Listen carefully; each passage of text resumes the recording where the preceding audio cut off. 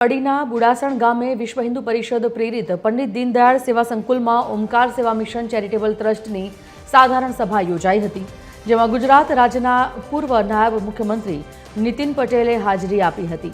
આ પ્રસંગે નીતિન પટેલે ધર્માંતરણ અને હિન્દુ સમાજમાં વિભાજન અંગે ચિંતા વ્યક્ત કરી હતી। નીતિન પટેલે કહ્યું કે હિન્દુઓને ઓછા કરવાનું લક્ષ્ય રાખી અને ધર્માંતરણની પ્રવૃત્તિઓ ચાલી રહી છે। હિન્દુઓને ફોસલાવીને ધર્માંતરણ કરાવવામાં આવે છે।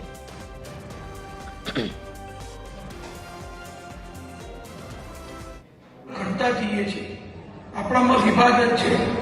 ख्रिस्तीओं संख्या बढ़ती जाए छे, बढ़ती जाए छे। मुसलमानों वरी एक जुदो विषय छे। ख्रिस्ती ने मुसलमान ना विषय ने बहुत सीधो संपर्क करवानी जोड़वानी बहुत जरूर नहीं, बे अलग विषय छे।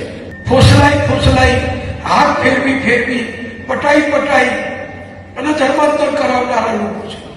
બેનું લક્ષ્ય તો એક જ છે કે હિન્દુઓ ઓછા કરવા, હિન્દુ ધર્મ ઉપર આપણે વર્ચસ્વ જમાવવું।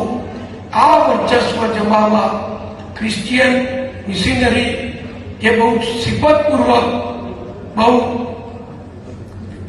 સલુકાઈથી એ